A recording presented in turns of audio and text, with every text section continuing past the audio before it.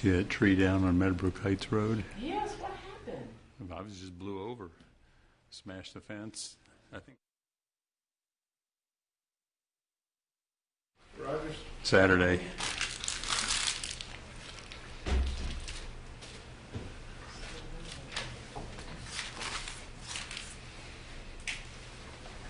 Okay, it's 4 o'clock and looks like we've got everybody assembled. Do I? Ms. Thomas, do we have the script? I can fake it for this, but... It's turned over. It's under your... Oh, Yeah. okay. Great. So we will call the April 3rd, 2023 City Council meeting to order. Ms. Thomas, would you call the roll, please? Councilor Payne? Here. Councilor Pinkston? Here. Councilor Puryear? Here. Mayor Snook? Here? Vice Mayor Wade? Here. Okay, we're all here, present and counted for. And welcome back, Councilor Puryear. Thank you. Let's see, is there a motion to approve or to amend the agenda? Move for approval of the stated agenda. Second. All in favor, say aye. Aye. Any opposed? Okay, motion passes. The agenda is approved. This meeting is going to be divided into two sections. Normally we would say three, but this time we don't have anything to be considered on the 5:30 closed session agenda. So first will be a work session to hear. Well, excuse me. I think that's the first time that I've been on council that we hadn't. It is. I'm sorry. That's a moment. So that's Worthy of some recognition. So first, the work session to hear and discuss presentations that do not require a council vote. Then we will adjourn. We will recess until the business meeting, which will begin around 6:30 p.m. with seating available in council chambers for up to 23 pre-registered attendees and media. Others are able to join electronically by Zoom. So the first report we have is the report from the Center at Belvedere with Peter Thompson. Good afternoon. Thank you for joining us. Good afternoon. Thank you for having me. Mayor Snook, members of City Council, City Management, and staff, thank you very much for inviting the Center to come and talk with you today. I'm here to represent the Center, also known as the Center at Belvedere, formerly known as the Senior Center. I'm Peter Thompson. I have the great honor and huge pleasure of serving as Executive Director of this wonderful service organization. If you're not aware, the City of Charlottesville invested $1.2 million. Albemarle County added $2 million to build the Center at Belvedere. That was the first time the city or the county or any public entity had ever supported the center financially. We are very unusual in our 63-year history that we rely primarily about 60% on private philanthropy and about 40% on earned income. But when we envisioned, listening to the community several years ago, the need for a new center, a lot of our community philanthropic leaders suggested / encouraged, they can't really direct, but they certainly encouraged, that they wanted to see public investment in this building, partially because it was a very large project. It was the biggest grassroots nonprofit fundraising project in our community's history at that time. And they wanted to see a bit of a public entity stamp of approval on that. And as part of the funding that the City Council did approve in this one-time capital investment, again, we had no public funding from the city, the county, the state, or the federal government for our operations. We've been free and clear throughout our 63 years. But part of the agreement when the city funded the $1.2 million to help build the center was to do an annual report each year for the first 10 years of our operations. The last couple of years, everything's been a little busy, so we've just submitted a written report to the city manager's office. But when I contacted Mr. Sanders to see if you might have time on your agenda for a more robust report, I'm very pleased to say that he invited us to come and speak today. I'm going to have a few introductory remarks, and my colleague Melanie is going to come up and share, and then I'll come back. That way you get a little bit of a change of voice and change of tone a little bit, instead of one person for 20 or 30 minutes, and hopefully there'll be plenty of time for questions too. When we approached City Council at the time and the City Manager's Office at the time about a possible capital investment, it was a bit of a surprise to the city because we'd never gotten funding before. And they're like, why now? Where have you been? Why should we consider this even? And we asked the City Manager's Office to present a list of the benchmark cities that the city at that time benchmark with. And they gave us 7 or 8 cities across the country that Charlottesville was either comparable to or wanted to be comparable to. And we did the research to look at those other 7 or 8 municipalities as well as Albemarle County's benchmarks, and found that all of the 12 or 15 that the city and the county benchmark with, every one of them fully funded and operated their senior community center, which is actually the norm in our country. We're an aberration being a nonprofit serving independently of the city and the county. That was news to City Council, and I think it helped open a lot of eyes of, gee, for 60 years, we've been grateful that you've been doing this work. You can do it for 60 more years, and while $1.2 million certainly is a lot of money, in the scheme of 100 years worth of community service, City Council, I think, wisely understood that that was a good buy for the city, and the Albemarle County supervisors also agreed. So what we're going to present tonight, and actually, if the PowerPoint could be started, I'm understanding somebody will hear me, and Somebody's in charge of such somebody's things. in charge of getting the PowerPoint started up. I was already starting to dig into it and noticed it wasn't even up yet, so hopefully that will happen shortly. And some of the slides, many of them will come up from our actual annual report that was submitted in writing, and actually each of you, at least Ms. Puryear may not have, because before you started, would have gotten that by email as well as a link to our web-based annual report. So some of the slides will be directly from that report, so they're a little dense because they're not designed to be PowerPoint, but Melanie will walk through some of those and hit some of the highlights. But the starting slide. What do we need to do to make something happen here? I'm working on it now. I'll need just 1 second. Thank Okay. you. We'll show that when we built the Center at Belvedere, which was scheduled to be open this week 3 years ago, none of us want to take us back to 3 years ago in early April of 2020. The center, like everybody, pivoted quickly and did virtual programming, did our best to keep our folks safe and secure and still connected. We did actually open on-site programming in June of 2020. And as we all recall, those first 2 years when COVID was at its worst, we saw some light and then a new variant would come in, and we'd see some light, and then it was this roller coaster of craziness for the first 2 years. But the center thrived in a lot of ways throughout that, despite those challenging times. And then starting in the spring of last year, we have now finally seen, and next slide, please. Thank you, that's good. That since March of last year, all of our key performance indicators have steadily, month over month over month, increased. And Melanie will talk more about that. And so it's a really good time to be able to come out and talk to you. When we built the Center at Belvedere, even before COVID hit, we knew that after 10 years of focusing on building that vision, that the community said, this is what we need, that we also needed to kind of then step back and conduct a strategic plan. So COVID didn't change that need. We did step into strategic planning work in 2021 and have a 5-year strategic plan that we are, 3-year strategic plan that we are almost halfway into right now. And some of the key issues that came up in that strategic plan, listening to our community, was one, to make sure we leverage this beautiful resource, this 47,000 square foot state-of-the-art senior community center that is focused on healthy aging but is a hub for all, was to leverage that. And we certainly are aiming to do a lot of that in many ways. Another was to conduct more community outreach. We've been very pleased to be working with City of Promise, Piedmont Housing Alliance, Habitat, Well Aware, and many other community organizations to try and find out what their needs are and what the needs are of the customers and clients and citizens that they're serving. We're very pleased that Piedmont Housing Alliance, for example, is having their first open house, bringing several score of their residents up to our center later this month as hopefully a kickoff to engage more with the residents of our Piedmont Housing Alliance friends. Part of that also is advocacy. The center has never been an advocacy organization like many nonprofits are. That's not part of our history. But listening to the community as we've grown and grown much larger and served more people, and more folks are aware of the need of an age-friendly community, a lot of community leaders said, we really need you at the table. We need you to be more of an advocate. We need you as an organization to be at the table more for homelessness and hunger and transportation and a lot of the community issues that are ageless. They affect us all, and particularly are very burdensome for a lot of our older adults. And they want us to help with some of our peers to train more older adults to be advocates for themselves for whatever issue they may cause. It may not be aging, it may be the environment or kids or puppies or any number of things, but we're going to be starting a program around that in the coming years. And then one of the other major issues that certainly has come up is our work for equity. We were founded in 1960 in Charlottesville, Virginia.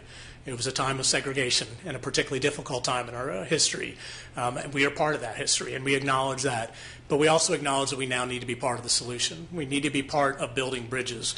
And we've been doing a lot of work around that over the last several years, and we have an entirely separate parallel racial equity action plan that, again, aligns with reaching out to underrepresented communities, making sure that we are economically accessible for all, making sure, again, that we are leveraging our resource and being able to do programs out in the community as well. And that racial equity action plan has been very focused first internally, looking at ourselves, looking at our policies, looking to make sure we're as welcoming, as inclusive as that we can be. We had orientation for new board members today, and I was really pleased to see, again, our program and member evaluations from last year that showed that 98% of people coming to the center do feel that we are a welcoming and inclusive place for all. And in a community that, and a country that is hurting in a lot of ways and needs place to be able to build bridges. I mean, we can't do that sitting in our own homes. We learned how hard that is to do that virtually. It was better than nothing, but it ain't getting us into the solution.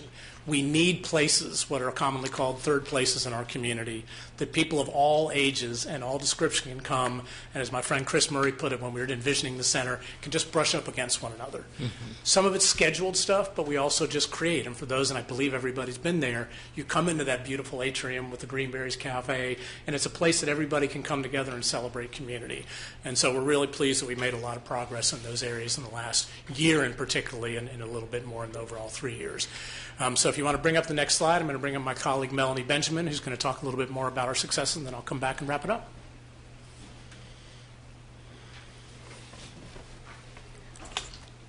Good afternoon. Good afternoon.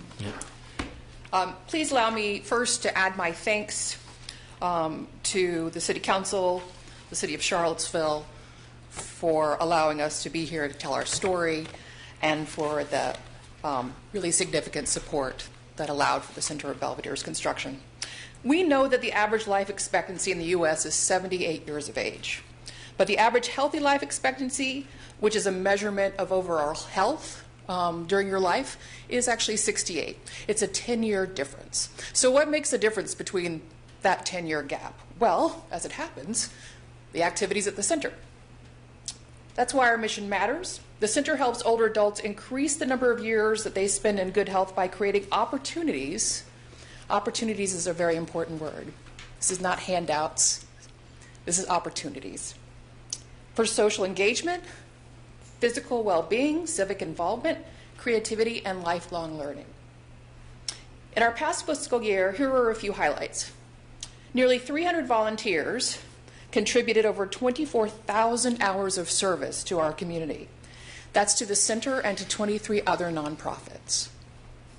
Because older adults should have access to the center and that finances should never be an issue, we supplied at the center over 100% of all scholarship requests, which is about a $38,000 investment in our older adult community. The center offered over 6,700 classes, programs, trips, and events, which equates to about 10,000 hours of programming to support healthy aging activities. Next slide, please. Okay. Research indicates that people who participate in programs like those offered at the center remain independent longer, incur lower health care costs, and give back to their communities as volunteers. A recent survey of center participants agreed or strongly agreed with the following statements: that this participating in center activities gave them more positive outlook, 94%, helped them to feel better physically, 88%, helped them to maintain their independence, 85%, feel less isolated, a major measurement of health and well-being, 89%. Next slide, please.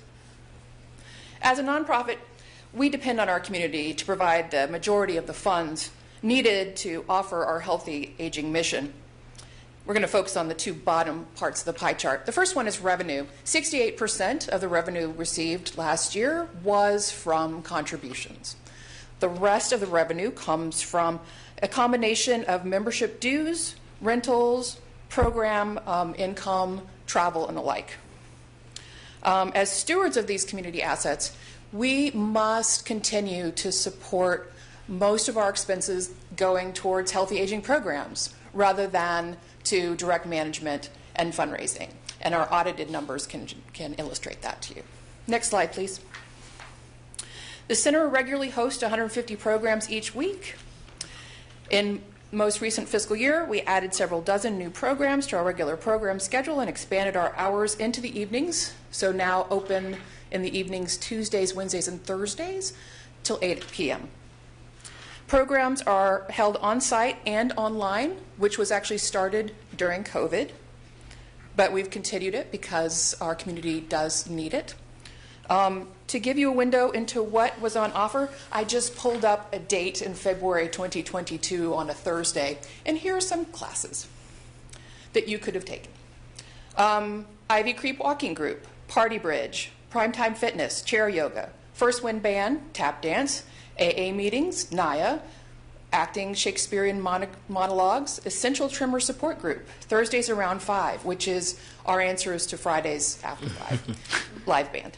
African American Authors Book Club, wood carving, Apple and Mac Users Group, Tai Chi, Camera Club, Drumming Group, International Folk Dance, to name a few. Next slide, please. Every 2 months, the center hosts artwork of local artists in our gallery spaces. We have 2 of them, both upstairs and downstairs. The painting on this slide, African Violin, was painted by Charlottesville native Frank Walker, who exhibited his work at the center. And with the generous support of a community member, the center was able to purchase this painting as the first of our permanent art collection. Our permanent art collection aims to represent the diversity of visual arts in our area. Our art exhibits are a great example as well of the amazing volunteers we have at the center who recruit, manage, install, and promote the 6 exhibits we hold each year, all free and open to the public, regardless of age. Next slide, please. Finances should never be a barrier to healthy aging, as I've mentioned, and we're committed, again, to meeting 100% of that need. So requests for scholarships will continue to grow. In FY22, we were able to support a portion of our scholarship requests from a new endowment called the Ralph Feil Endowed Scholarship Fund, named in honor of center friend and community leader Ralph Feil.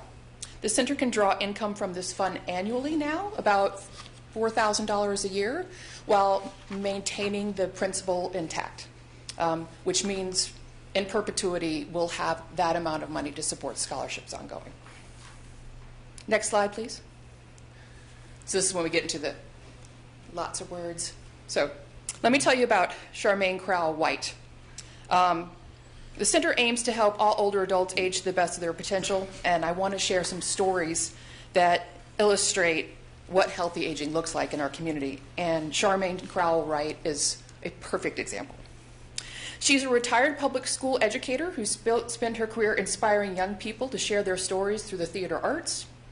A living history interpreter, Charmaine travels to schools, churches, and museums to present the lives of women such as Harriet Tubman and Sojourner Truth.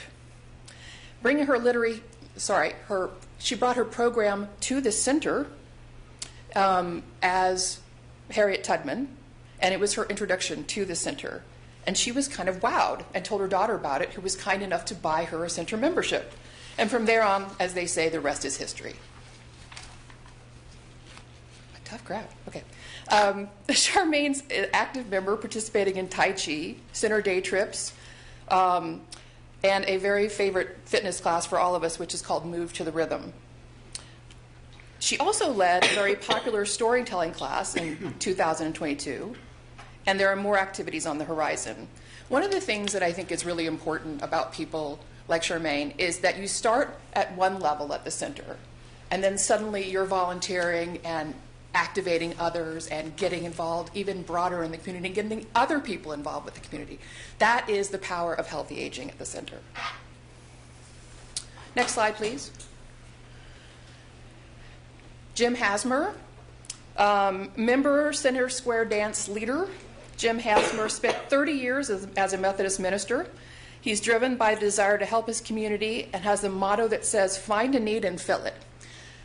As an aside, in 2020 and 2021, when we were all experiencing the COVID pandemic, the center was endeavoring to provide on-site programs very carefully to a very limited number because we know that isolation and loneliness kills people. Jim Hasmer was one of those people who signed up to help. In teaching his square dancing class, he wanted to make sure that people could keep a social distance away from each other, which he endeavored to do via pool noodles. Are you familiar with what pool noodles are? Very long pool noodles with garden gloves attached to them. So we would actually have groups of 10 people in our performing arts hall standing very far apart, but still able to actually square dance with each other using pool noodles with the gloves attached. Jim came up with that all on his own. It was amazing, and people really took advantage of the few moments during the week where they could actually engage with others. It's a powerful descriptor of what individuals in our community can do around supporting healthy aging. Jim also co-chairs the Diversity, Equity, and Inclusion Committee, which supports program development. As a community resource, and as Peter was mentioning, the center has a responsibility to build an inclusive culture that reflects the diverse racial, ethnic, economic groups that we serve. Only in doing so will we fulfill our mission and achieve our vision. Next slide, please. Maria Chi has been a member of the center since 2014, also playing bridge, international folk dance, and getting her CPR certification. Maria is a great example of the power of community partnerships as well, because she has over 10 years of experience teaching adults, and with significant professional dance background, she is a volunteer faculty member for the Charlottesville Ballet and teaches 2 levels of ballet at the center each week. Her classes are called Silver Swans because we like our puns at the center. These classes support both the mission of the center and that of the Charlottesville Ballet. Maria says these classes offer social connections, cognitive and physical exercise. Partnerships like this one between the center and the ballet increase effectiveness of both nonprofits to serve our community. Next slide, please. Finally, a few accolades that we are proud to talk about. In 2022, the American Institute of Architects awarded local designer Bushman Dreyfus Architects the Design for Aging Award of Merit to the Center of Belvedere. It's an incredibly prestigious award, and we were thrilled to get it. The other folks in this category mostly were residential senior communities, so being a community center amongst many, many livable design sites was quite the coup. And Bushman Dreyfus, as you know, is an amazing work. Circle Design Studio, also a Virginia firm, was responsible for the interiors of the center, received a First Place Interior Design of Excellence Award by the American Society for Interior Designers. The center also received awards for our commitment to sustainability and for spreading community awareness with environmental programs and offerings. Finally, in late 2022, the center received 2 Pinnacle Awards from the International Council on Active Aging. This is a professional organization that defines active aging industry and also inspires how we develop our wellness programming for individuals over 50 years of age. The center at Belvedere was named one of the top 5 community centers in North America, and Peter Thompson was named one of the top 5 wellness CEOs in North America. We were very pleased by both of those. And now, if there are no questions, I'll turn the program back over to Peter. Okay, thank you. All right, next slide, please. Thank you, Melanie. So I hope you're as proud as we are of the center and see that the investment that City made is a great example of how a public-private partnership can meet the needs of the community. City government cannot do it all by itself, should not do it all by itself, and our nonprofit sector is filling a lot of needs. Since advocacy and particularly transportation are now big parts of our center strategic plan, I would be remiss, and our board of directors would be asking me why I didn't take the opportunity to share a little bit broader picture of not just the center, but about age-friendly friendliness. If you're not aware, the City of Charlottesville is a member of the World Health Organization, AARP, Age Friendly Network. The Charlottesville Area Alliance that the Center and JABA and a few other friends formed 7 or 8 years ago did the paperwork, and the City Council voted to apply for that and make a commitment, as did Albemarle County, to age-friendly dimensions. And the importance of aging, whether you're mindful of it or not, everything you talk about, every decision you make is making our community more age-friendly or less so. And there's a lot of them out there, and we are likely to be talking, particularly through our friends at Charlottesville Area Alliance, which the City of Charlottesville is a member of, about that and how we can play a bigger role in helping our community be more age-friendly for all of us. So any type of community planning, certainly.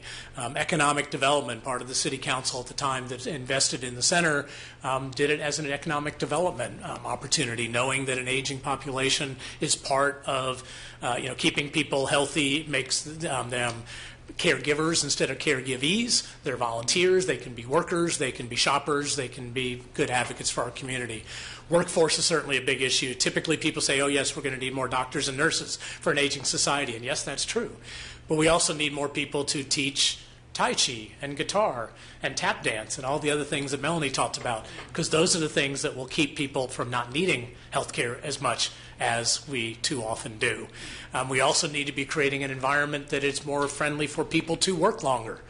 As people are living longer and don't have fixed pensions, we need people to be able to work longer. City government can set an example around that.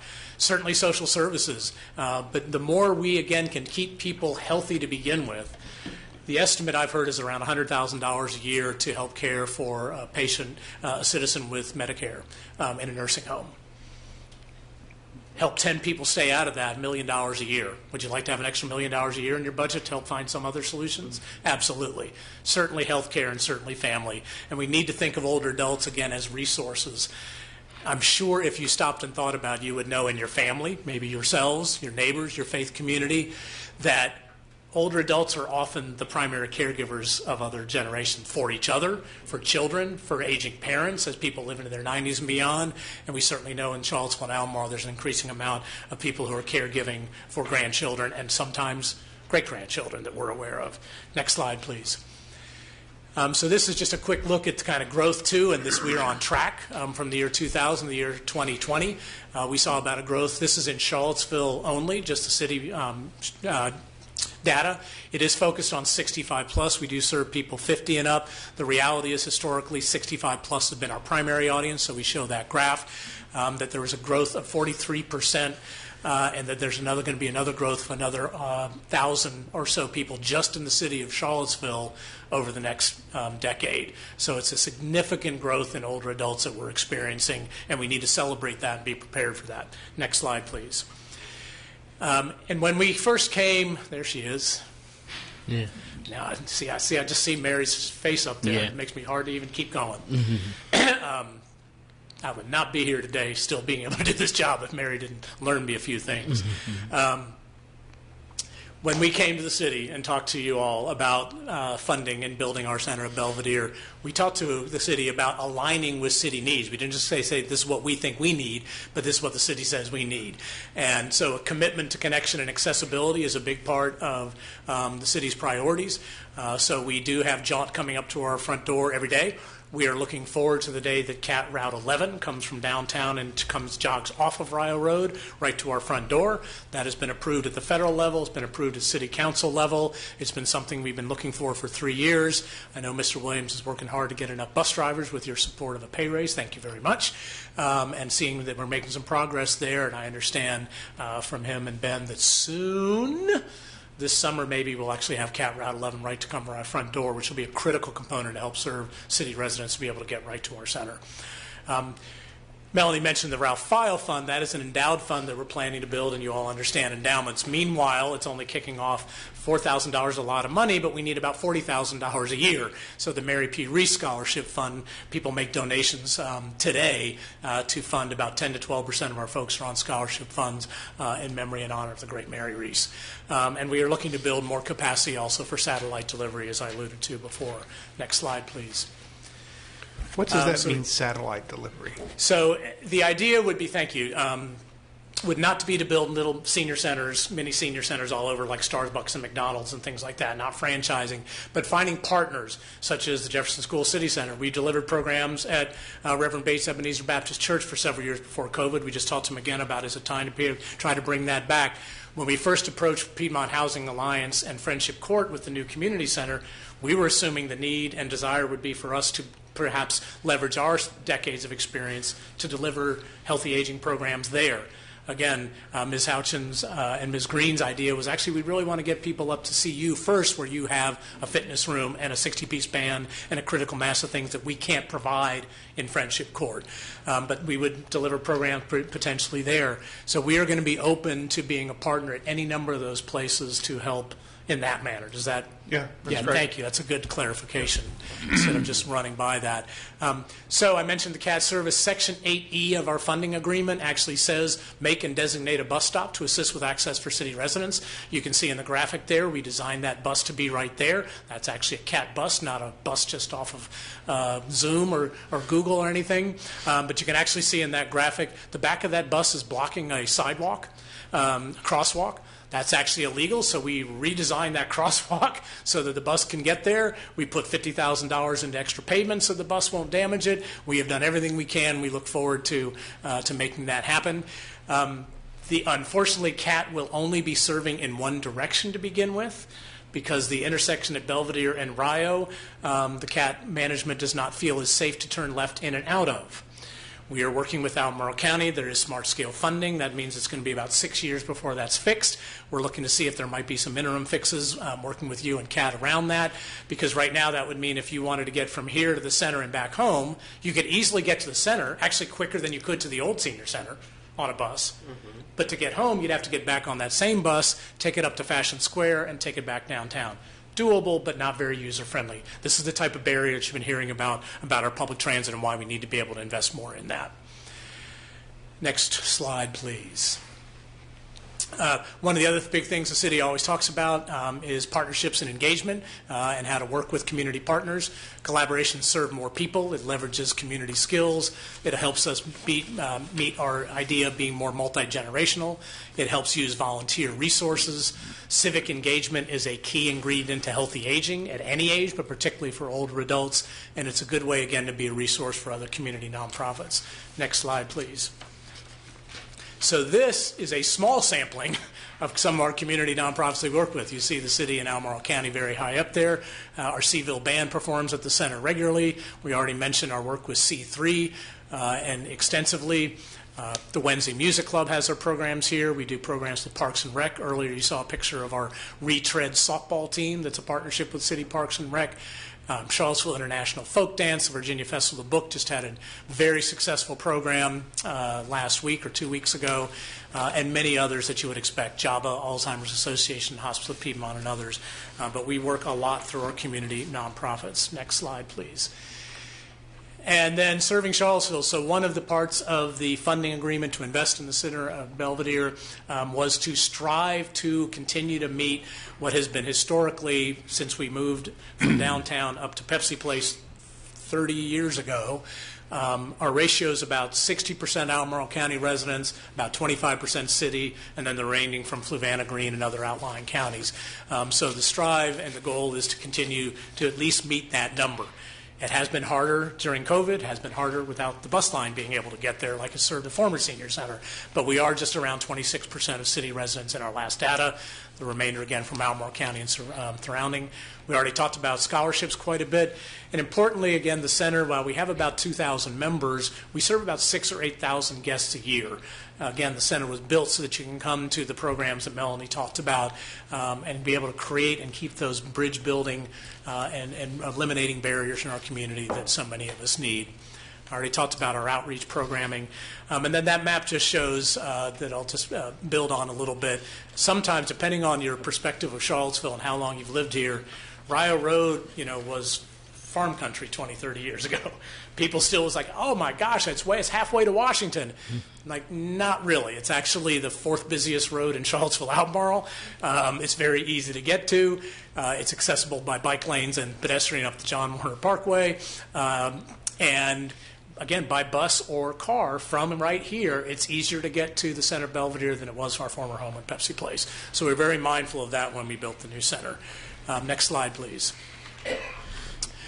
So in closing, again, I'm hoping that you're as proud as we are of our progress and the investment that the city made in helping serve a lot of city residents and county residents as well, improving the lives of all ages, and continue to give back to the community, because healthy citizens are resources and assets. And I always hesitate to use the word, but you've probably heard it. Sometimes people think of older adults as a burden in our community, which pains me to even say that word, but we're doing our best to make sure they continue to be resources for all of us. A little over time, but I'm Mayor Snook. If there are questions, I'm happy to take them. Any questions for Mr. Thompson? Or sorry, Melanie, I forgot your last name. Benjamin. Thank you.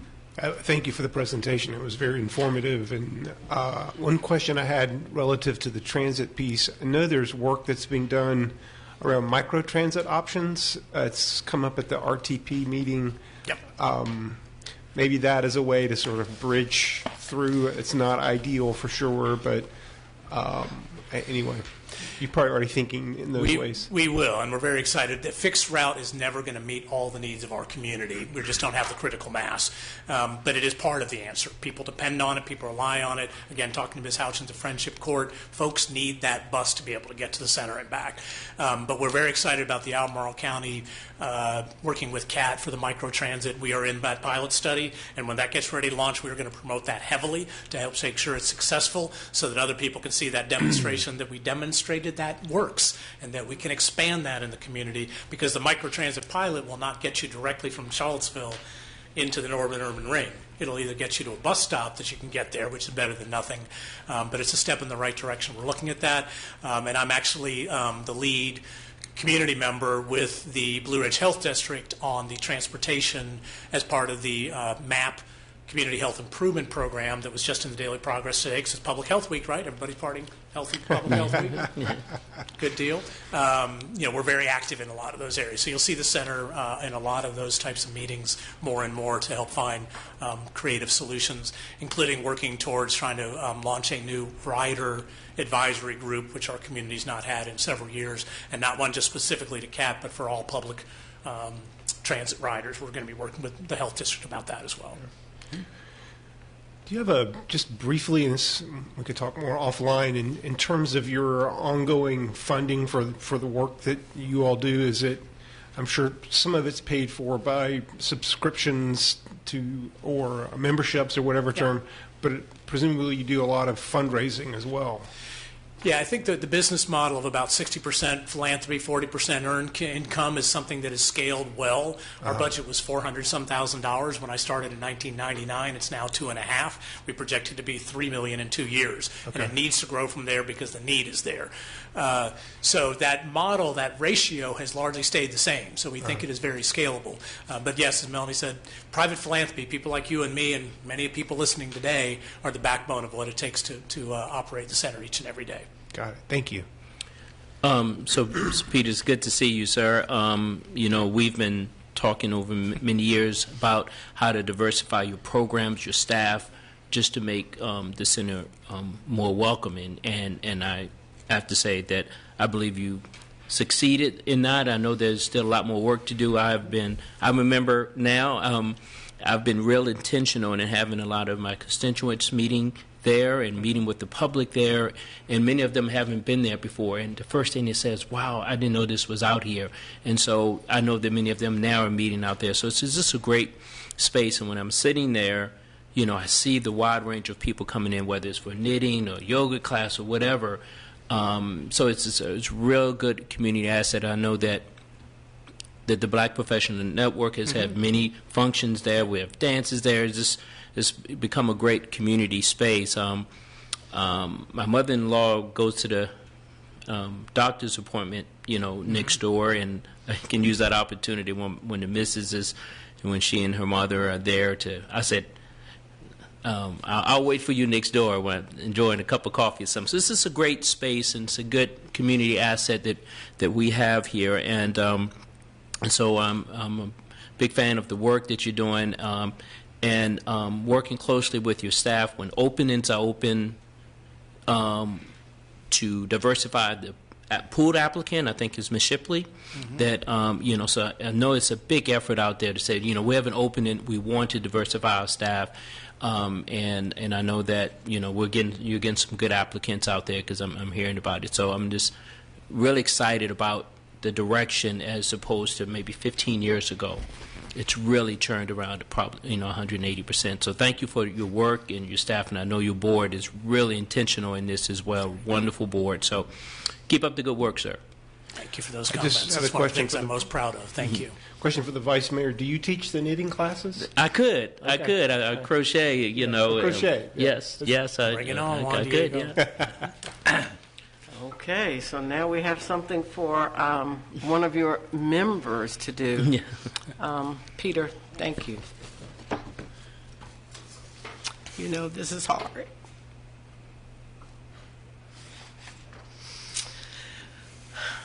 But thank you. I've known you for a long time. When I moved to Charlottesville, I couldn't be a member of the center, and now I can. But thank you for all that you have done for this community. You and I had the same mentor, and she's with us every day. What is it that we are doing to ensure that the scholarship that we developed is being put out there, marketed, so that others in the community can avail themselves of that opportunity? And what is it that we can do to help you until the bus line gets there? Because having the small centers like at Friendship Court and various places is very important, and you and I both know the value of that. So if there's anything that we can do or that Leah can do personally, you know where and how to find me. Thanks. Thank you for that. We know where to find you indeed.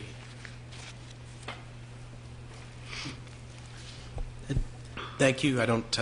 The only question I had was about the bus line in terms of what we can do to help facilitate that happening faster. But I think you've answered that, and I've had the opportunity to be at the center a few times, and it really is an amazing place. A public place at a time when that's becoming rarer and rarer in our country. And it always has been really incredible to read and hear about the amount of change that there has been at the center compared to its previous history. So I really appreciate all the work you do in the presentation. Thank you, Councilor Bain. Peter, I understand you're a short timer. It depends on how you term that. Yeah, for everything there is a season. I'm proud of what we've done, and it just hit me last year that the center's ready. And as one of our new board members, Cecil Thompson Jr., said when we were talking about this, he says, well, Mother always told me, leave while they still want you. And yes, it kind of makes the point. But it's important to me to make sure that the center, that I don't overstay my welcome, because some leaders do, for whatever combination of reasons. Everybody's seen it, and I don't want to be that person. I think we have a great staff with Melanie and Virginia and Jennifer and Kim Shipley that you mentioned, and many others. It's in a good place. It's time for new leadership. I'm a little biased, but I think it's a great job. We're in a good position, but we also have big plans for the future. There's still room for phase 2 and all the things we talked about. So I think it's going to attract a really awesome pool of applicants. And somebody else will be up here next time with even bigger plans than I ever envisioned. So, yeah. So what's the timeline looking like? When somebody new comes on, the search will probably be public later this month. Okay. So probably sometime this fall when somebody's new. If they want me to stick around a little bit, I will. If they want me to give them the keys and get out of the way, I'll do that too. Because the new executive director will be the captain of the ship, and I'll do whatever they think's best. Well, I'll echo what others have said, and certainly your leadership has been very important in moving things forward. It is. If I didn't have a couple of other jobs right now, I might go spend a little more time there. I certainly qualify on the age front. You just barely slipped in, but we won't let Barely, anybody know. that's right. Yeah. But anyway, it's a great resource, and it happens to be not very far away from my house. No, so- we can walk. That's right. Yeah. Anyway, thank you so much, and I appreciate your presentation to us. today and all the work you've given us over the last 20-plus years. Thank you, Mayor Snook. Thank you all. Take care. Thank you. So the second report today is a review performed by some UVA law folks of the city boards and commissions. And before they come up, let me sort of introduce the topic by explaining how it is this came to be. The city has something like 40 different boards and commissions that councilors appoint people to. And some of these boards and commissions over the years have decided that they're going to write themselves a set of bylaws, and we're sitting there saying, hello, where'd this come from? Or they have membership requirements or term limits that differ from board to board, and we're always sitting there saying, wait a minute, I thought you were only supposed to be eligible for 2 terms, and what's happened, and well, who knows? And so Andy Block is here, a professor at the law school, and he's got a clinic of folks at UVA Law School who are willing to help local governments figure out how they can get things straightened out, and that's probably the best way to put it. And so I asked him, and he put a couple of students on the task of trying to bring order to our chaos. And I understand we're going to get a report tonight explaining how we're to turn chaos into order. Mm-hmm. All right. Mayor Snook, thank you for that introduction.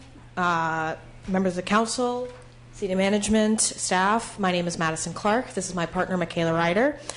We are law students at the University of Virginia Law School, and we are working with the state and local government policy clinic under the supervision of Professor Andy Block, who's with us today. We have been tasked by the city to look at ways that we can improve the organization and management of the various boards and commissions. The presentation you're about to see today reflects a memo that we have completed kind of detailing what we have seen in the current structure and identifying ways that council can make changes and improve board function. Originally, this project was intended to produce a set of model bylaws. However, as we got into the research, we started to realize that there were some underlying issues that should be addressed first, kind of in the structure of how boards and commissions are created, organized, and dissolved, that we think are really imperative to tackle before getting into any larger set of bylaws. And just as a brief disclaimer, we want to make very clear that our recommendations today are our own findings, that these do not represent the positions of UVA or the law school or the state and local government policy clinic. So we do have a slide deck, if we could get that going, please. You can go ahead and move it to the 3rd slide, I believe. Okay, we've got the disclaimer. Okay, there we go. Perfect, thank you. So in order to understand the concerns that are expressed and recommendations we made, we thought it was first important to outline the current state of local boards and commissions in the city. So we go on to describe some of the most pressing concerns that we've identified that contribute to inefficiencies with the boards. And finally, we'll wrap up with some recommendations that we believe will address these concerns. The presentation will look at each stage in the life cycle of a board, which we've identified as creation, oversight, and dissolution. And our recommendations will address each phase in that order. And then after we finish all of this, we'd love to answer any questions that you have. Next slide, please. Just a quick note on our methods before getting started. First, hopefully you all had the chance to look at a much more detailed memo that we provided, which explains more of our findings and process. The findings contained in this presentation are based on that memo and are the products of a thorough review of state law, local ordinances, city council's rules and procedures, the city charter, the boards and commissions documents provided by the city clerks, conversations with actors from other municipalities and local government-oriented organizations, and also web pages for specific boards and commissions. And we also had regular meetings with staff from the city attorney's office and the clerk's office to review our approach and progress, and want to thank Clerk of Council Keena Thomas, her deputy Max Robinson, along with Allison Davies for all of their help. We're very grateful for your contributions. You'll note that Max and Allison are both with us today. Oh, that's right, yeah. Out of sight, out of mind. All right, and if we could advance to the next slide. Thank you. All right, now before we can get into the solutions, we think it's important that we all are on the same page about the language that we're using in this presentation and the current state of how boards and commissions are structured today. So if we can go to the next slide, please. So quickly, just want to go over a couple of the terms that you're going to see in this presentation. First, when we say boards or commissions, we are kind of referring to these interchangeably to refer to any of the bodies or groups that have been created under the authority of the City of Charlottesville to kind of execute some delegated functions. Specifically, we've identified 4 different categories of boards and commissions that all kind of function in a unique way. So first are advisory agencies. These are groups that this is a category of groups that reflects language in state law and local ordinance that describes groups created by council to advise council on certain policy matters. They don't perform any type of independent work, but they are there to kind of research and take in perspectives from the community. In contrast, we have sovereign agencies, which is a term that we at the clinic have coined to describe other kinds of boards that perform delegated functions. So these are the kinds of boards that kind of serve as a quasi-judicial system or make independent decisions, spend money on behalf of council. And these can be created both by state ordinance or by state statute or local ordinance, which describes our state-mandated boards or locally created boards. It just kind of describes how they've been created and what authority council has to oversee and kind of detail the contents of each group. So just quickly to see what this looks like in practice. Sorry, I'm too close to the mic. If we could advance to the next slide, please. So a quick overview of the board. What this kind of looks like in practice is we get kind of a quadrant of boards and commissions where we have advisory agencies that are created predominantly by local ordinance and sovereign agencies that are a mix of state-created and local-created groups. So what you kind of see here, in contrast, we have the Minority Business Commission that is mostly an advisory role. Their primary function is to help council make decisions. In contrast to, say, the Towing Advisory Board that has more of this decision-making authority. Now, if we can advance to the next slide.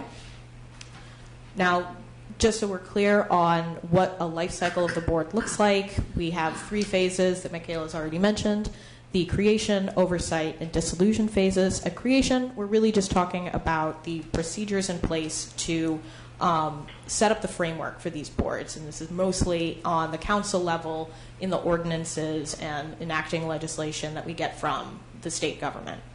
Oversight concerns a lot more of the day-to-day operations of these boards. So this can include the appointments of members, the onboarding and training, compliance, and organizational efficiency and how these boards are operating on a day-to-day basis. And then finally, dissolution.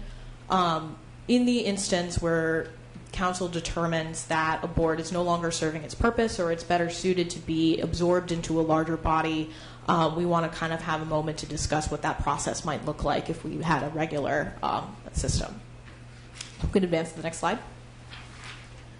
So starting quickly on what the landscape of board creation looks like, it's fairly straightforward. Council has the delegated authority from the state government to create and establish boards and commissions to perform its delegated functions. This is done primarily through ordinance, and as I'm sure many of you are familiar with, so we won't belabor the point on creation. But if we can advance to the next slide. Most of the most complicated part of this process really occurs in the oversight phase.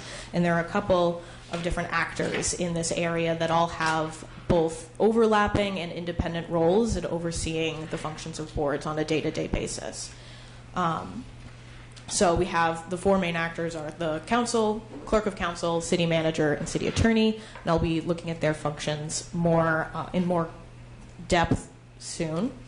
But just to take a moment to look at the kind of organizational flow of how these actors interact with the boards and interact with each other. As you can kind of see, we have two different branches that interact with the boards and commissions without a real strong connection, independent of their work with the board.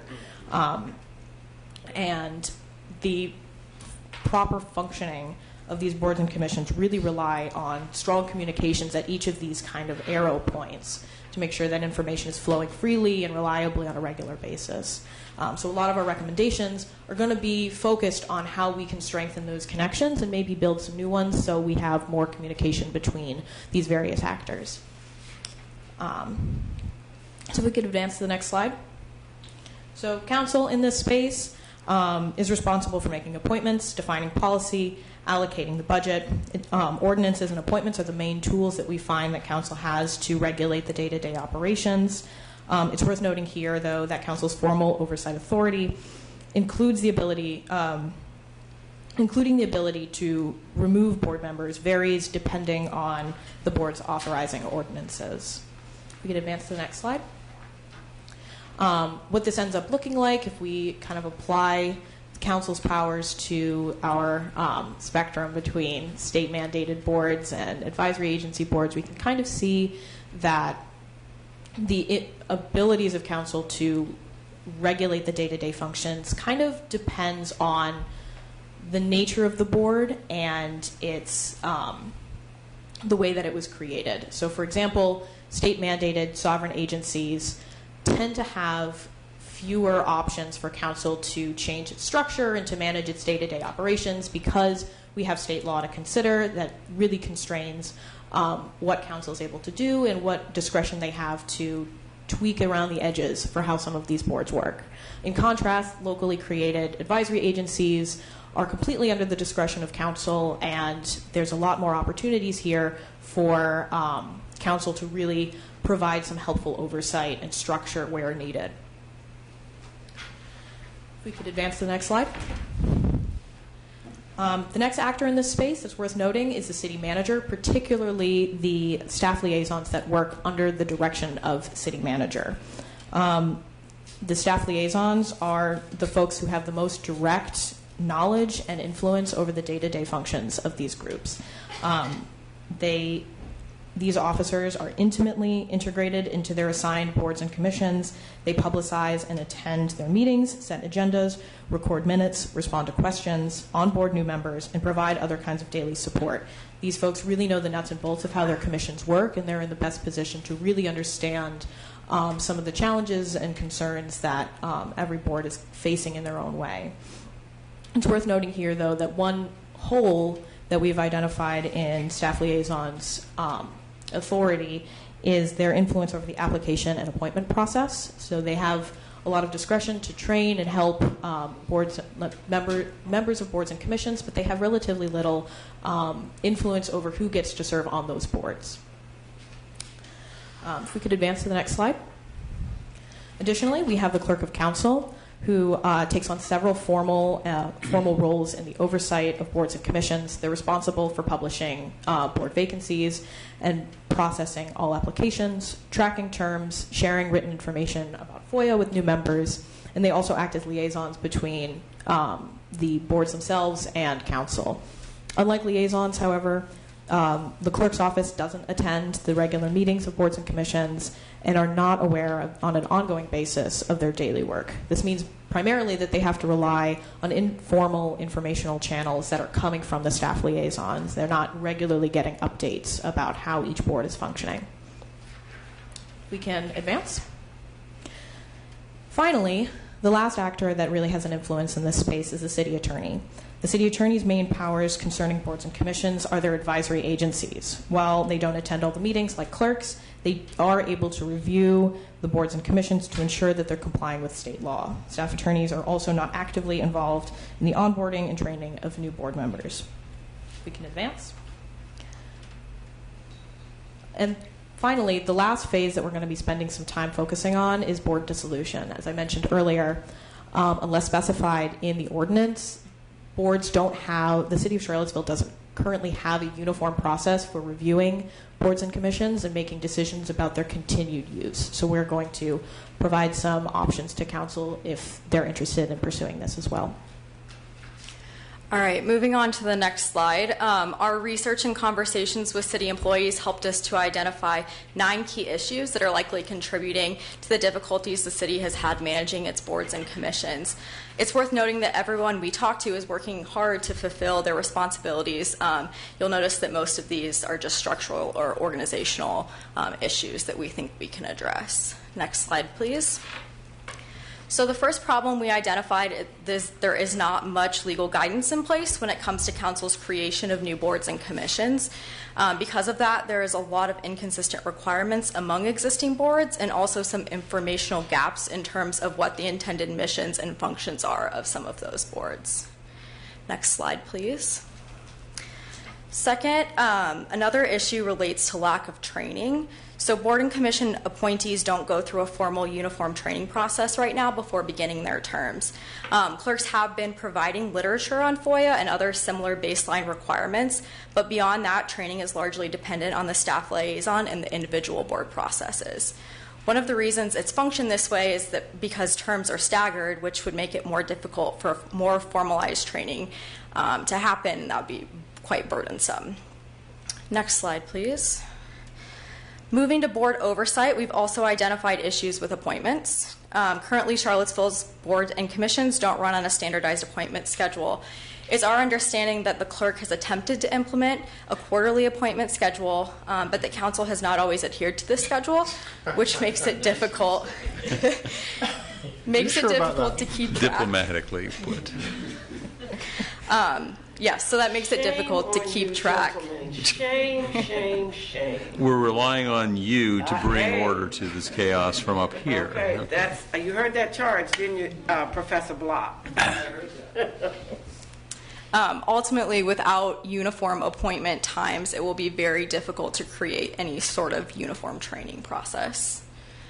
Next is record keeping. So Charlottesville does not currently maintain a citywide centralized record keeping system. The city does have some online tools to store and organize information, but city employees lack the technical training needed to use some of these tools effectively. And without a centralized and accessible information management system, it's difficult to share information and provide oversight between staff liaisons, staff in the city attorney's office, and the clerk. Moving on to oversight responsibilities, Madison touched on this a little bit, but the city's current organizational structure splits board management and oversight between city staff and the clerk. So staff under the direction of the city manager have most of the daily contact with the various boards and commissions and are responsible for orienting new members. But they depend on the clerk and council for critical aspects of their functioning, such as appointment of new members and FOIA training. At the same time, the clerk must depend on the staff liaisons for critical information regarding member attendance and vacancies, meeting minutes, and just generally to fulfill their responsibilities to council. Despite the best efforts of intentions of staff, these split responsibilities can lead to inconsistent processes, incomplete information, and ultimately frustration. Charlottesville also has no uniform formal guidelines in place that require boards and commissions to provide progress reports and updates to city employees at regular intervals, which makes general oversight and compliance checks quite difficult. We also heard concerns from some staff that the city may have too many council-created boards or commissions. Regular review may be helpful in determining the ongoing utility of a board and whether it would be appropriate to change the status of these boards. And lastly, we have removal powers. While council has powers under the city charter to remove board and commission members, in many cases the code section creating a board is silent on matters of removal. Because removing board members is politically difficult for those boards, removal, even when necessary, is nearly impossible. Council's lack of authority in this area may ultimately frustrate effective oversight efforts. Moving on to the next slide. Finally, some issues may arise in regard to board dissolution. As Madison mentioned, Charlottesville currently has no policies or procedures in place that govern the dissolution of boards. This means that boards with limited purposes may continue to exist even after accomplishing their goals, and they may also begin to take on tasks outside of their original scope. Okay, and if we could advance into the next slide. Okay, so we have a lot of problems. We have a couple of solutions to recommend. We have a couple of recommendations for you as well. Based on the concerns we heard, we've identified a set of recommendations that we're going to share with you right now. If we could advance to the next slide. So, board creation. One way that we think could really make board creation a little bit more effective and cut down on confusion is by outlining on a consistent basis some of the factors that should be articulated in every enacting ordinance. So when new members join a board, they can look at the city code and see exactly what their expectations are every time. Even where certain factors are unnecessary, having council go through and make sure that they are unnecessary and go through the formal process of articulating a reason why, we think would be very helpful for all boards and commissions moving forward. We've listed a bunch of factors here that we think would be really great additions. And these can be either enacted by a formal ordinance that mandates these factors be articulated in every ordinance moving forward, or it can also be articulated in a informal consensus of council document or policy memo. We can advance to the next slide. So a couple of our recommendations address appointments. We recommend, as Michaela mentioned, regularizing the appointment schedule. And to do this, we ask council that they adopt a specified appointment dates. We know that this is a policy that council is moving towards either formalizing this in a statement of council or ordinance. We think would be really helpful to kind of ensure that we are making progress towards regularizing these appointments at specific intervals, which we think around the 4-month to 6-month mark would be a good start. We also recommend adopting standardized appointment guidelines. I'm sorry, just a second. I blanked in the middle of it. Every 4 to 6 months, do what now? Standardizing appointments. So where possible, if there's a vacancy on a board, doing appointments in a batch every 4 to 6 months. Okay, we've been trying to do it every 3 months. Okay. Is that consistent with what you're talking about? Should we be changing that, or is that? I think the main goal here is to make sure that there's a regular process.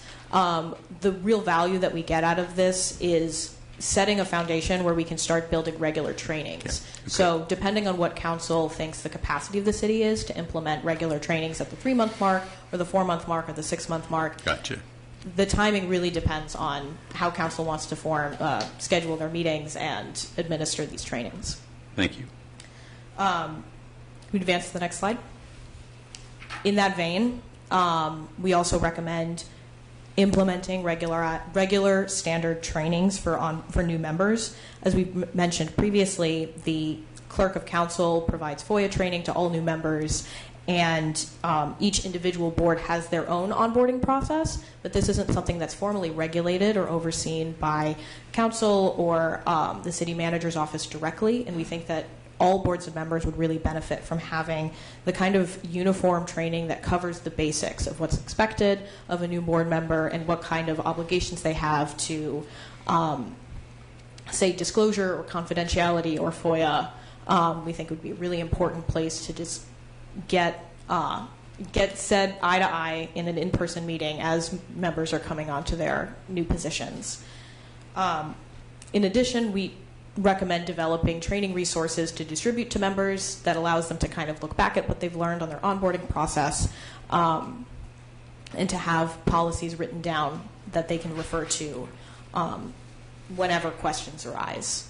We can advance to the next slide. Another recommendation that we have is to find ways to improve record keeping. The first one that we want to kind of reemphasize is implementing trainings for the online record keeping system. We understand that the City of Charlottesville currently uses Civic Clerk and Civic Plus to kind of maintain a lot of the online record keeping for boards and commissions. We think it'd be really valuable to provide additional training to staff liaisons and members of the clerk's office so we can really take advantage of the tools that these services provide. We know that Hampton has gone fully online with a lot of their operations and found a lot of success in just the access the clerk of council has to keeping track of regular documents like attendance records and regular meeting agendas to really see and make sure that boards are acting as intended. We also recommend broadly to try to create a formal pathway for clerks and liaisons to communicate on a regular basis. This could look like reporting requirements from the liaisons to the staff to the clerks, or regular meetings, but some way to kind of bridge that gap between clerks and staff liaisons that exists informally but could use a little bit more support. We advance to the next slide. We also recommend increasing the removal authority of council. As Michaela mentioned, it's politically difficult for boards to remove their own members. This is a small community. We're all trying to get along and do good work, and it can be kind of difficult for boards to remove some of their own some of their colleagues. And so we recommend increasing that authority for council. Since council already has appointment authority, we think it's an appropriate mirror to some of the personnel authorities that council already exercises. So where possible, and where it's aligned with state law, we think this is a good way to increase oversight here. We also suggest, especially if council were to take on these removal procedures, to institute a code of ethics that details the criteria for removals. It's important for transparency and good governance to have these expectations in paper and clearly spelled out. If we advance to the next slide. To improve organizational efficiency, we also recommend increasing the oversight discretion of the city manager. This is more of a structural recommendation, but it's in our observations, given how involved that staff liaisons are in the day-to-day operations, we think giving the staff liaisons and, by extension, the city manager's office some more authority to really implement some oversight over the boards would be really helpful. Some of these increased powers could include vesting the office with formal responsibilities for board membership applications, training, input on appointments, removal, record keeping, and status reports to council. We think that this is, again, in line with the current chain of command, given how much information the city manager's office has about these boards and commissions already, and it limits some of the gaps in information that we're seeing. And if we could advance to the next slide. Finally, board dissolution. We have 3 recommendations here that we think would be useful tools to help us kind of reevaluate whether or not 40 boards and commissions is truly necessary. First, we recommend in the board creation phase or amending the enacting ordinances for councils to include sunset provisions or status review dates. So after a certain period of time, if this is, say, an advisory board with a limited scope, we're not creating open-ended boards that when they finish their task, they can kind of continue in a ad hoc way, that there's a formal structure where council is reviewing the continued necessity of these boards and commissions. In that vein, we also recommend creating a uniform process to conduct this review if this is an option that council decides to take. And finally, we recommend downgrading boards where necessary to the departmental level. So doing this would allow the city manager's office to take on more responsibility in the oversight of these boards and give them some of the authority to either consolidate boards that have overlapping purposes or to dissolve them without having to go through the formal ordinance amendment process that would have to take place with council. Could I ask a little more clarity on the third point? What you mean by downgrading boards to the department level? Does that mean taking? So these are volunteers, from the community. Does that mean putting a particular board under the authority of the city manager, or are you saying the duties that a particular board is doing, give them to the city manager's office to just handle without public involvement? So this would be giving the oversight authority to the city manager. So the council has the ability to delegate more oversight functions to the city manager, and this is one way that we could do it. So staff liaisons would have an increased oversight role for these boards. Okay, thank you. I think we could use the term city manager rather more loosely, about city management. Correct. Thank you. For example, there was one board I was appointed to when I got on the Places Commission, and we quickly decided that it didn't need to be an appointment at council level. It just needed to be something under NDS. And so we sort of took it away from council and put it said, okay, you're the same group, you can do whatever you want to do, but it's not a council-appointed board, it's an NDS advisory board kind of a thing. And so that would probably be an example of that third category. Okay. Yeah, exactly. If we could advance to the next slide, please. So finally, with all of these recommendations, how council chooses to enact any of them is going to vary depending on the instrument that you choose. And so we just wanted to kind of detail the pros and cons of some of the different approaches. Many of these we think can be tackled by ordinance. Ordinances have the advantage of being binding on council and all city employees, as well as being more durable. They last well beyond anyone has served in their term of office and must be amended formally. In contrast, there are council may choose to implement policies and procedures in the form of, say, a consensus of council resolution, which is non-binding. It reflects the attitudes of the council right now and can inform the decisions of current and future administrations without having the force of law.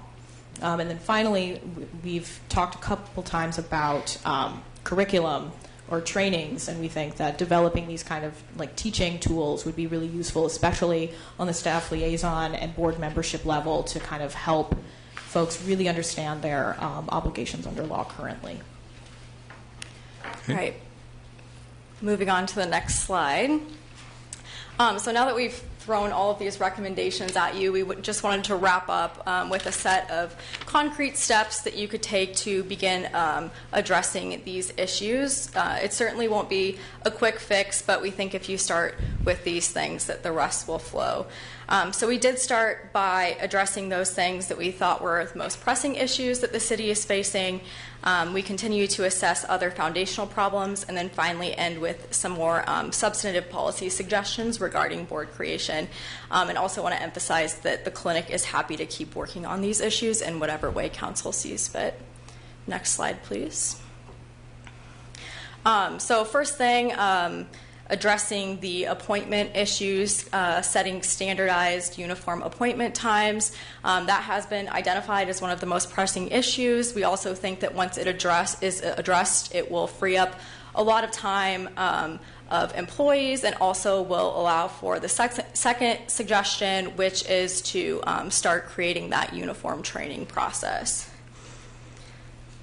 Third, council should consider establishing a process to review the ongoing value of each non-statutory board or commission. So that will allow for dissolution of boards that are no longer needed, and that will ultimately increase efficiency and, again, free up staff time. Next, it will be important to determine what roles the city manager, staff, and clerk will have in implementing any new policy guidelines. We just want to address some of those organizational issues that Madison had showed in the chart before. Next, it would be a good idea to create uniform board creation guidelines and determine which implementation method that you would like to use for those. So that's in terms of what Madison was just discussing. Do you want it to be an ordinance or something more informal and non-binding? We also think that before implementing other policies, council should consider whether it wants to incorporate these guidelines and approaches into existing boards, and if so, how it will do that. And then finally, council should begin identifying other areas for further work, including, for example, creating the model bylaws for boards. And to reiterate, the clinic would be happy to continue working to address any other issues that council does identify. So you can go to the last slide. And we will use the remaining time for questions. Thank you very much. Questions, council? Who wants to start off? Anybody? Well, I mean, this has been very, very helpful. So I think that the first steps that I think I would like to see done is like of those 40 boards and commissions that we have, to see which ones we think can be moved down to departmental kind of level. I'm not sure if that's been done before. We took a look at it a couple of years ago and moved a couple down, but I was curious. I don't know whether you looked at I'll come back. I want to step on that last point. I was curious because there are a few boards that I think are set up pursuant to social services statutes that we have a very hard time filling.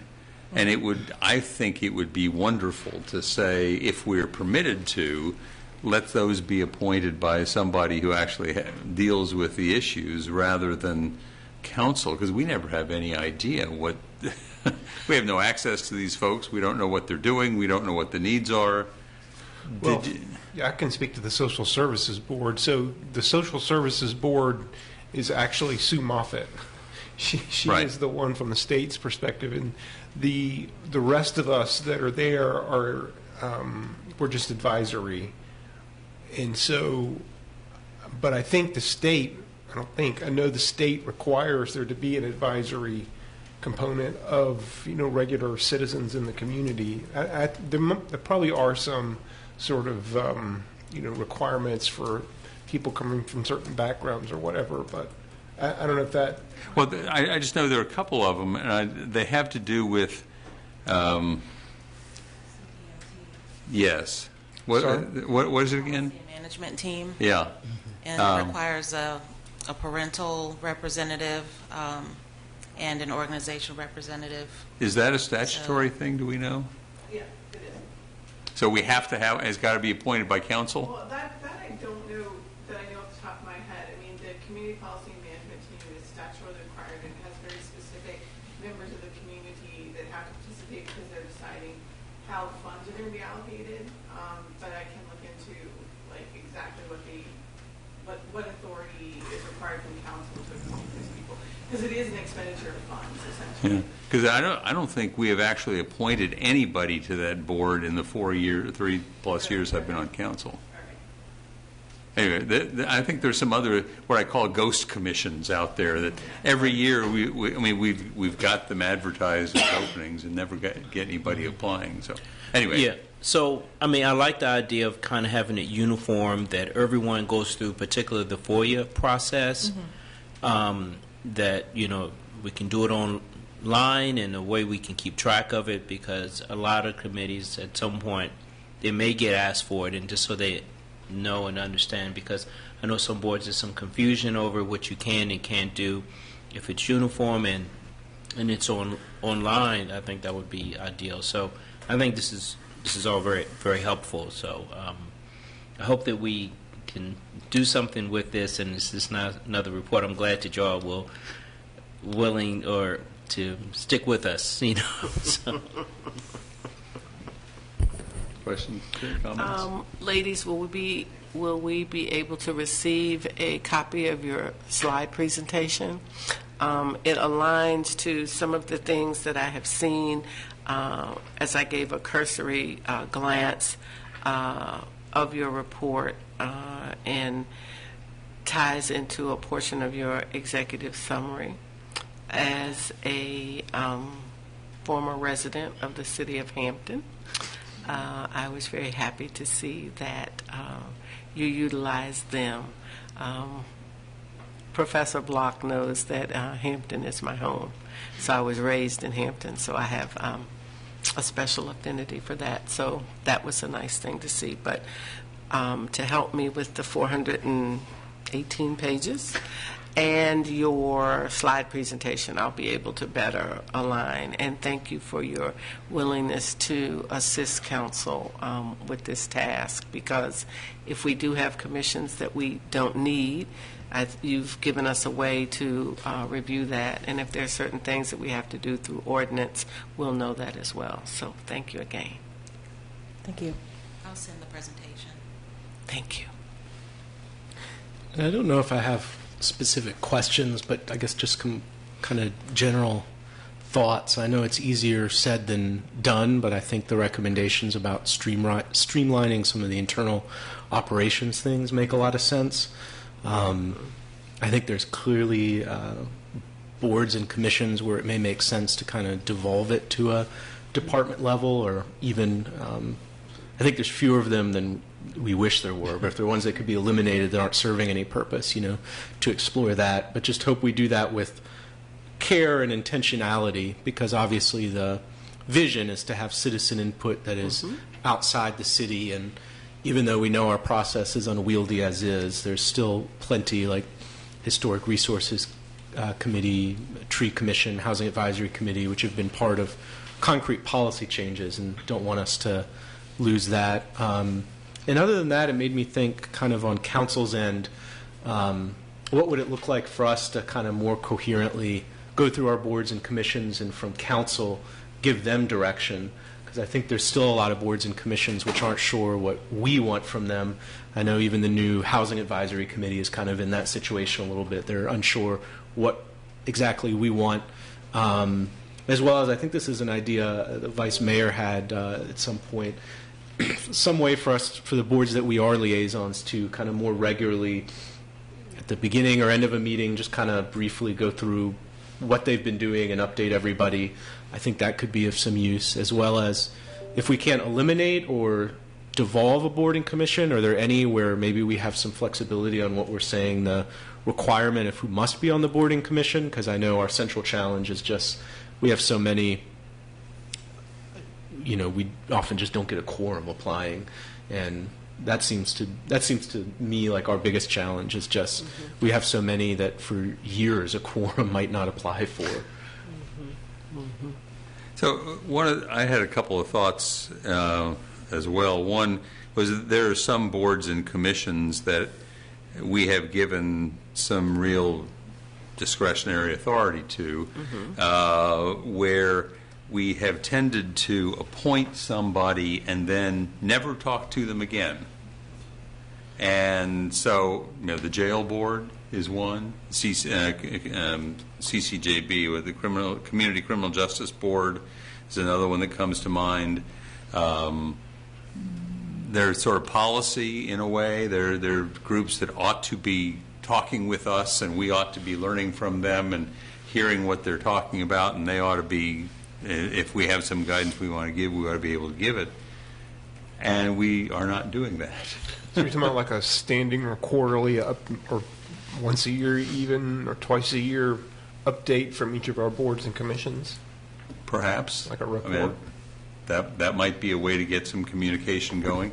I remember the other thing I'll note that if we had a requirement and a way to implement it is more important. I mean, we can have all the grand designs we want, but ultimately it's going to come down to somebody's staff time to make it happen. That agendas and minutes of meetings would be posted online in more or less real time. When I came on to council in 2020, I went looking and I found one board that hadn't had anything, that hadn't had any minutes put online since 2014. Oh, my. And that we eventually got that at least to where they were current again, but I don't know what their current status is of that. I think it would be really useful to say we're going to have the boards and commissions do something, whether it's simply posting minutes or getting a quarterly 2-page report or something, so that we have some idea what these folks are doing and whether there are other things we'd like them to be doing. Many of these groups end up with sort of a mission creep kind of a thing, because they're looking around saying, okay, we did what council asked us to do, now what? I think the Historic Resources Committee is one of those that is not if we were to try to line up what they've actually been talking about with what the last thing was that council asked them to do, we might be surprised at the lack of coherence between those two.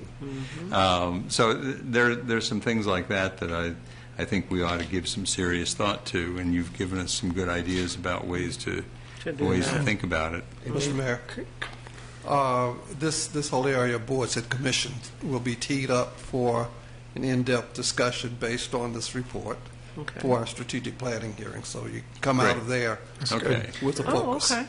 So 6 or 7 weeks from now, we will discuss this in a whole lot more detail. Right.